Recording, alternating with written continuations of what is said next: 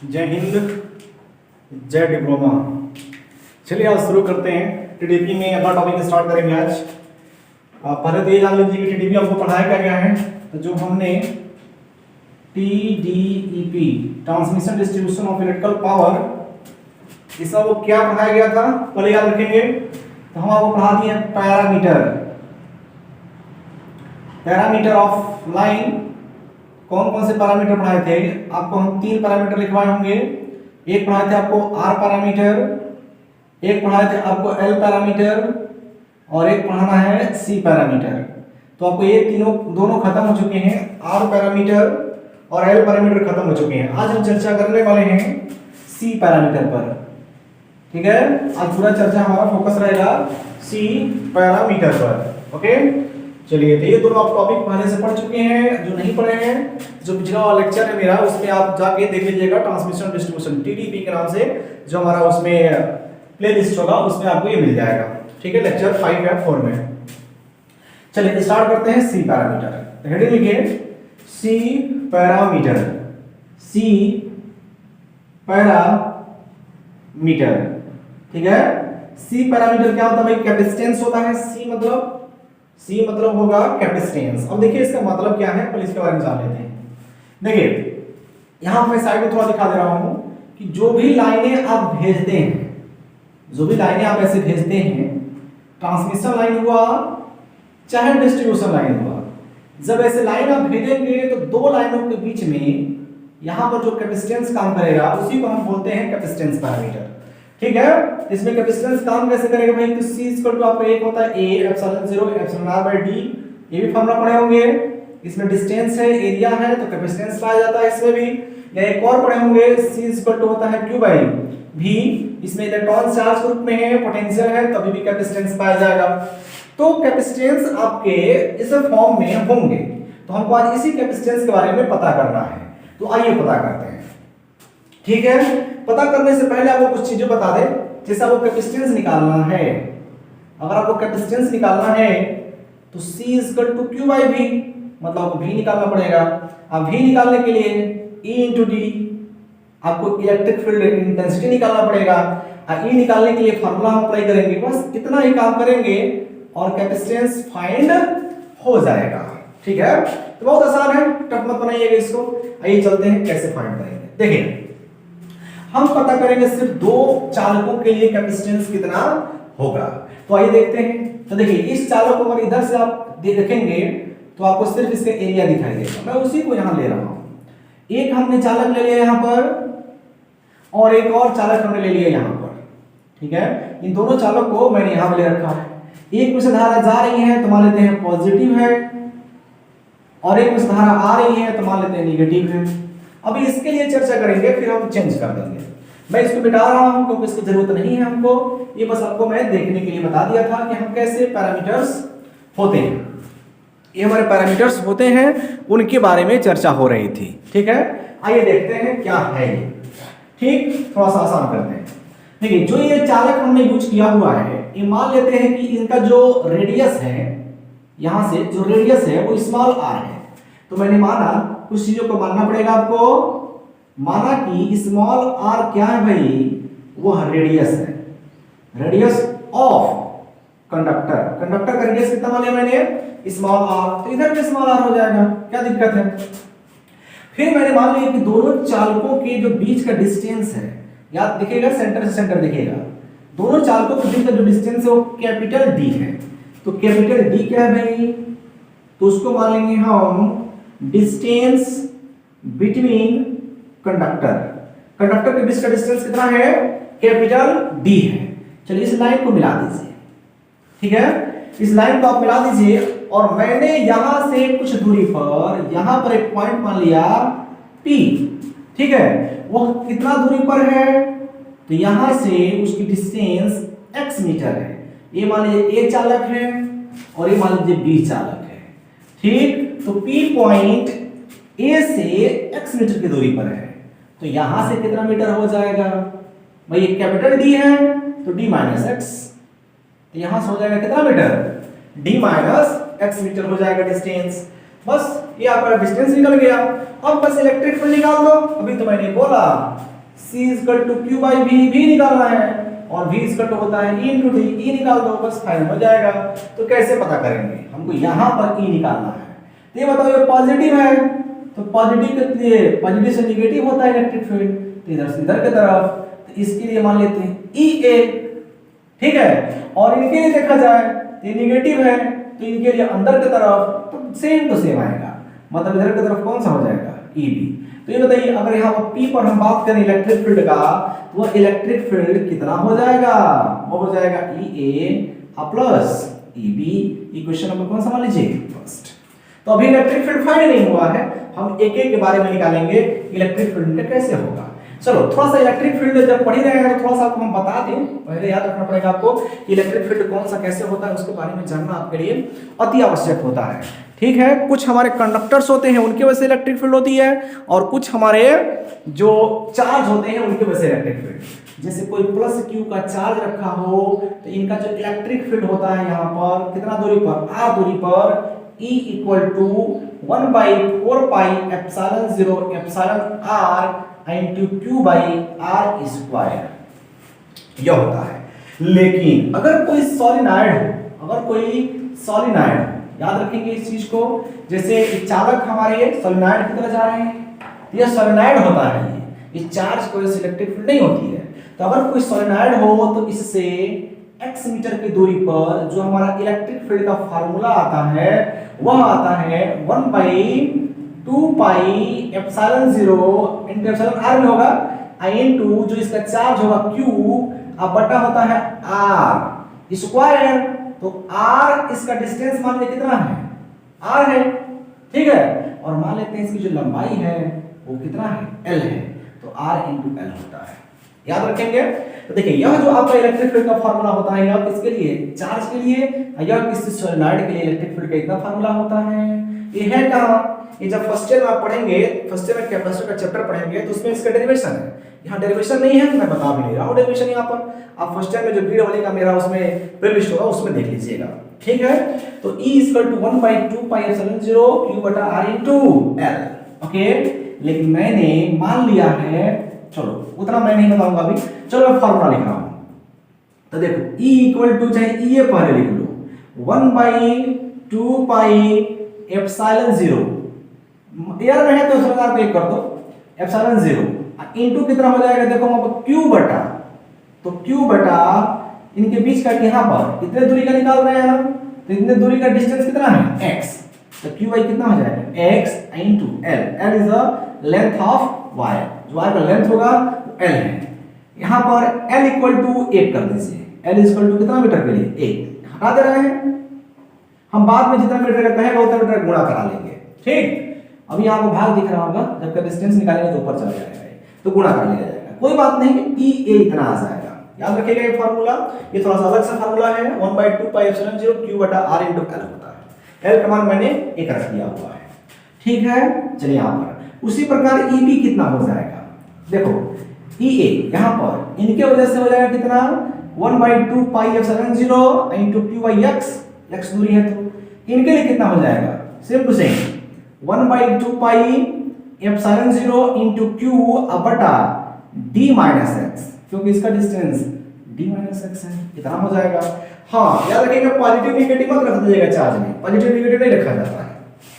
चलिए अब इसको थोड़ा सॉल्व किया जाए, सॉल्व कैसे करेंगे, हमको पता है कि E equal to EA plus EB हो जाएगा।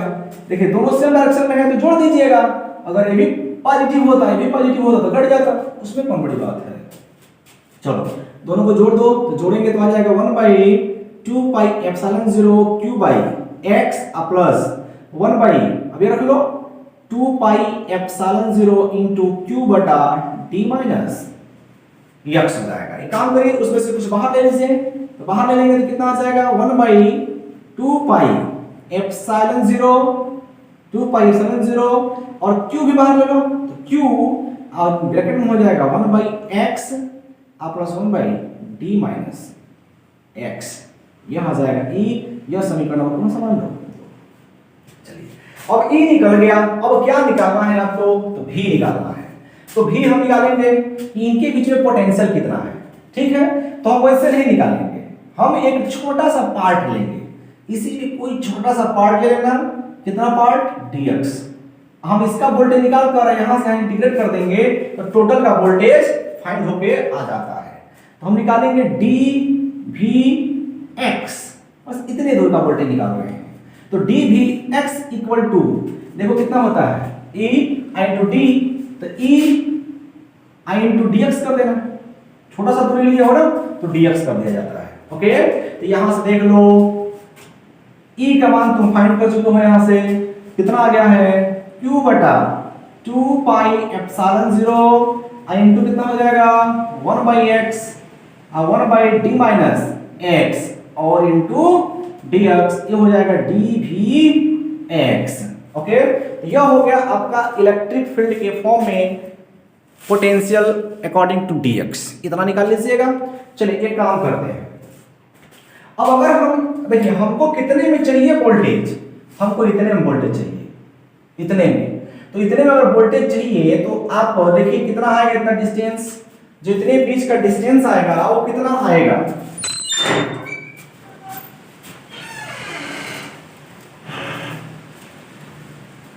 थोड़ा लाइट कट गई थी, चलिए कोई बात नहीं, दिखाई दे रहा है, आइए देखते हैं। तो बताइए इतने बीच का जो डिस्टेंस आएगा यहां से लेकर यहां तक पूरा d है, और d में से देखिए इधर आ रहा है, इधर आ रहा है, d माइनस 2r कर देंगे तो आ जाएगा।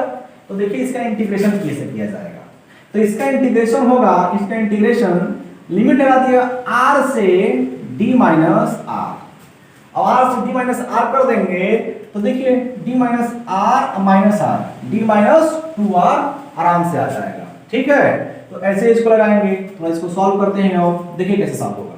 अब देखिए इसमें से सब बाहर ले लीजिए, q बटा 2 पाई एप्सिलॉन 0 बाहर हो गया। अब ब्रैकेट में देखिए इसका इंटीग्रेशन कर दीजिए दोनों का, इसका हो जाएगा कितना, log x हो जाएगा, ठीक है, अब माइनस d माइनस x है तो वैसे तो log d माइनस x होगा, लेकिन इसका इंटीग्रेशन करेंगे t मान करते माइनस आगे आ जाएगा, तो इसको हम लिखेंगे कितना, log d माइनस x, और कहां से कहां तक, r से d माइनस r तक, इसको इंटीग्रेशन कर देंगे। इसको मैं मिटा रहा हूं, इस साइड के जो टर्म्स है उसको मैं मिटा दे रहा हूं, ये बस आपको समझाने के लिए लिखवाया गया। चलिए इसको थोड़ा पुट अप करिए, इसको हो जाएगा q, अब बटा हो जाएगा 2 पाई एप्सिलॉन 0, और देखिए सबसे पहले कितना रखेंगे, d माइनस r रखेंगे, तो रखिए ये हो जाएगा log x का मान हो जाएगा d माइनस r। अब फिर इसको रखिए इसी में अभी, अच्छा डायरेक्ट रख लीजिए पहले इसी को पूरे में, चलिए माइनस log कितना है d माइनस, अब देखिए x की जगह बस आपको रखना है d माइनस r, तो मैं डायरेक्ट रख दे रहा हूं d minus minus plus r, अब आप खुद से रख के देख लीजिएगा, ठीक है। तो टाइम कम है इसमें पढ़ाने में ऑनलाइन में, तो आप खुद से देख लीजिएगा। जैसे d x की जगह हम रख दिए d माइनस r, तो माइनस अंदर जाके प्लस कर देगा, ठीक है। ये हो गया d माइनस r, अब फिर टोटल में माइनस करना पड़ेगा आपको। अब इसको रखिए तो हो जाएगा कितना, log x, अब देखिए ये माइनस है तो ये माइनस जाकर अंदर गुणा होगा तो प्लस हो जाएगा, इसका कितना हो जाएगा, log d minus x, d minus x की जगह हमको क्या रखना है, ऐसे r, तो d माइनस, हमने लिमिट इसमें पुट अप कर दिया हुआ है। अब देख लीजिए कुछ कट जाएगा, ये वाला क्या हो जाएगा, कट जाएगा, ये हो जाएगा log d माइनस r, देखिए एक जगह और आएगा log d माइनस r, ये हो जाएगा log r और log, सॉरी यहां भी तो अब r हो जाएगा, अरे यहाँ पर log x नहीं होगा ना, log r होगा, r रखोगे वहां पर। चलिए अब इसमें से एक काम करिए, थोड़ा और इसको सॉल्व कर लिया जाए, कैसे सॉल्व होगा इसमें, तो हो जाएगा देखिए यही लिख देते हैं, यहां से हो जाएगा, ये हो जाएगा v ऑफ ab, a और b के बीच का टोटल वोल्टेज हो जाएगा कितना, q बाई 2 पाई एप्सिलॉन 0, आइए देखो ये हो जाएगा 2, a और a मिलकर 2 log d माइनस r, अब फिर माइनस ab और ab जुड़ जाएगा 2 log r, इतना आ जाएगा।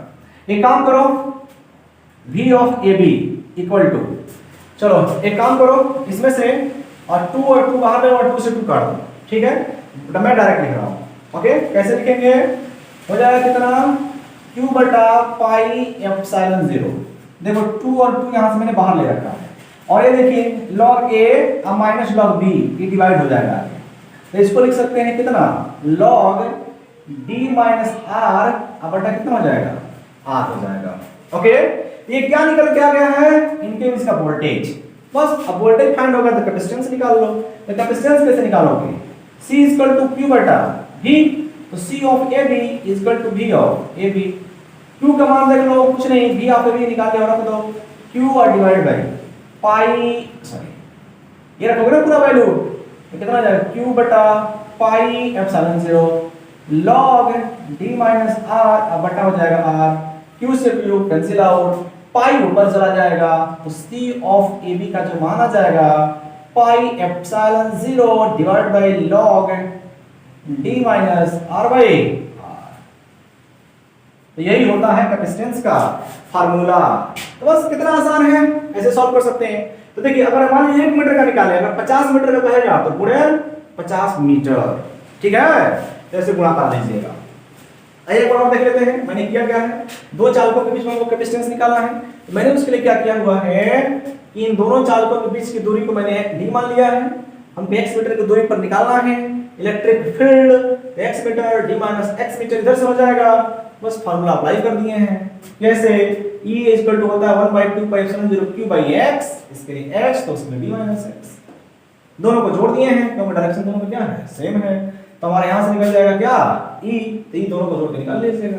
V निकालना है तो इंटू dx कर दीजिएगा, छोटा सा पार्ट निकाल कर उसका निकालिएगा क्या, छोटा सा पार्ट निकालिए और उसी का वोल्टेज निकाल लीजिएगा, इंटीग्रेट कर दीजिएगा, पूरे का वोल्टेज आ जाएगा।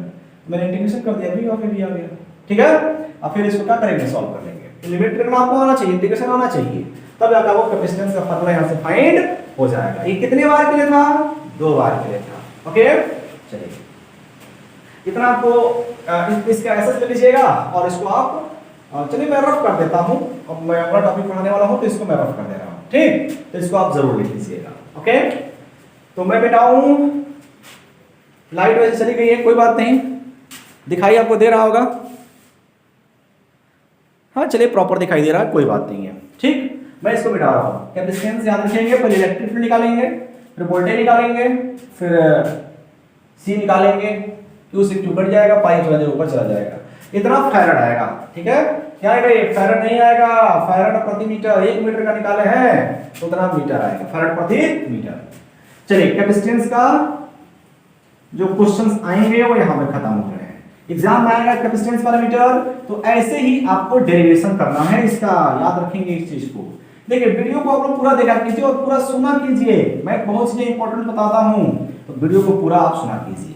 ओके, मैं इसको मिटा रहा हूं। देखिए ये तो हो गया कैपेसिटेंस, कितने चालकों के लिए, 2 चालकों के बीच का कैपेसिटेंस था। ओके, ठीक है। ये देखिए कभी कभी कहेगा, एक क्वेश्चन कहेगा कि 3 फेज का कैपेसिटेंस निकालिए, तो कोई दिक्कत नहीं, 3 फेज का कैपेसिटेंस निकालने में आपको कोई प्रॉब्लम नहीं आनी चाहिए, जो आपको पहले पढ़ाए हैं वही यहां भी है। देखिए C for 3 phase equal to, अभी जो C निकाले थे ना, C of AB same to same निकालिएगा, लेकिन तो C ऑफ AB कितना आ जाएगा भाई, pi epsilon 0 by log d minus r बटा कितना हो जाएगा, r हो जाएगा।